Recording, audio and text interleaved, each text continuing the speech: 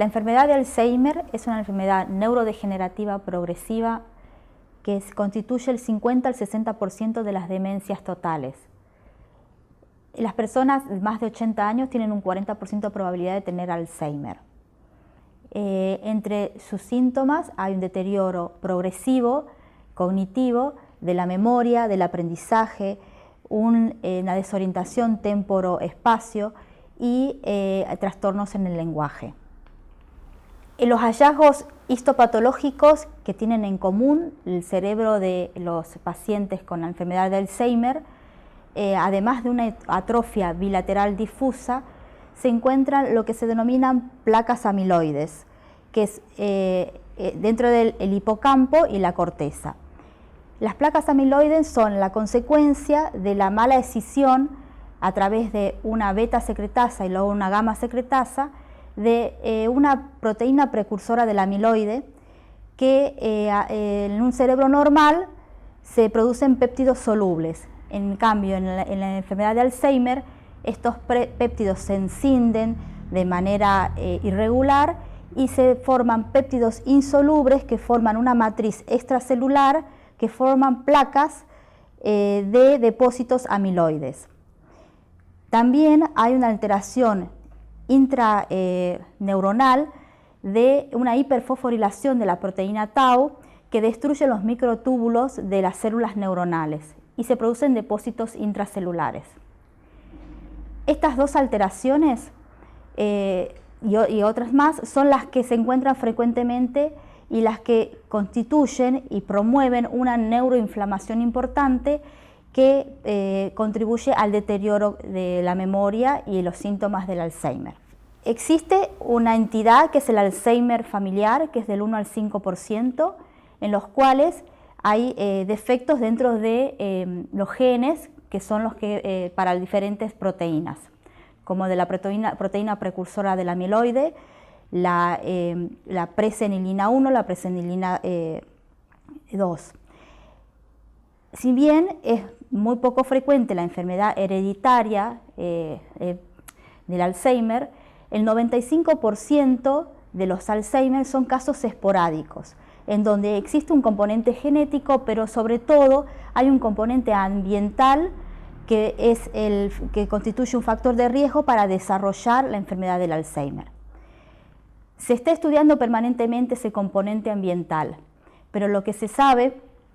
y que está en estudio ahora es que el estrés puede alterar la microglia, que es el tejido neuronal que tiene un efecto en el sistema inmune del cerebro.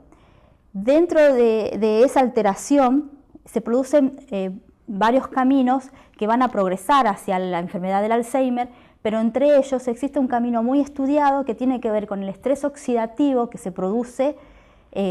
progresivamente y una neuroinflamación. Allí es donde el tratamiento de oxigenación hiperbárica puede contribuir en la prevención de la enfermedad del Alzheimer. Actualmente se está estudiando el desbalance del estrés oxidativo y el deterioro de las defensas antioxidantes que se produce durante el envejecimiento. Es lo que se denomina el oxy-inflammation, porque además de que se produce un aumento en el estrés oxidativo, ese estrés oxidativo regula la mitocondria, la función mitocondrial y regula la inflamación. Entonces, el envejecimiento de por sí es un proceso de inflamación leve, crónica y progresiva. El tratamiento de oxigenación hiperbárica puede aumentar y dar un efecto neto positivo de las defensas antioxidantes y prevenir ese progreso tan importante del estrés oxidativo y el envejecimiento, y de esta manera disminuir los factores de riesgo a desarrollar la enfermedad de Alzheimer. Está demostrado que hay un aumento de estrés oxidativo en la enfermedad de Alzheimer. En determinaciones en sangre de animales y pacientes con Alzheimer se detectaron productos de la oxidación de los lípidos, de las proteínas y del ADN, y la disminución de algunas antioxidantes naturales o propios como la glutatión peroxidasa, la superóxido dismutasa y la vitamina E. Esto desencadena un proceso que lleva a la oxidación del ADN, entre ellos el ADN de la mitocondria, entonces hay una disfuncionalidad mitocondrial que a su vez retroalimenta la inflamación crónica. O sea que el estrés oxidativo crónico se traduce en una inflamación crónica en la enfermedad de Alzheimer. Esta inflamación crónica también se produce a nivel del sistema nervioso central, del hipocampo, del cerebro del paciente con enfermedad de Alzheimer, en donde los astrocitos o las células que rodean a las placas amiloides promueven a la inflamación y liberan ciertas sustancias o proteínas que van a desencadenar además apoptosis o muerte programada de células neuronales, que van a contribuir a la disminución de la memoria y a todos los síntomas relacionados a la enfermedad de Alzheimer. Además, hay lo que se denomina inflamasoma, que no es nada más que la denominación de una plataforma de moléculas que reaccionan entre sí, entre ellas moléculas relacionadas al estrés oxidativo, a la inflamación, y que a través de una vía tiene como producto final el aumento de la interleuquina 1, que es una interleuquina proinflamatoria. Sabemos que la terapia de oxigenación hiperbárica disminuye la producción de interleuquinas, sobre todo la interleuquina 1, la interleuquina 6.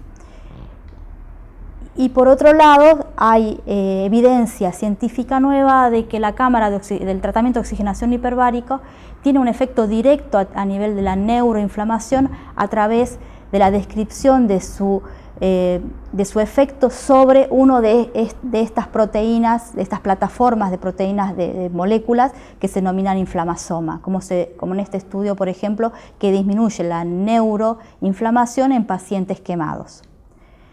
Es por ello que el tratamiento de oxigenación hiperbárica puede llegar a ser preventivo al disminuir el estrés oxidativo, que es un factor de riesgo ambiental para el desarrollo de la enfermedad de Alzheimer, y puede ser un buen tratamiento primario o coadyuvante en la disminución de la neuroinflamación progresiva y crónica y el darle un efecto antioxidante para disminuir el estrés y disminuir la progresión del deterioro de la memoria y los síntomas del Alzheimer.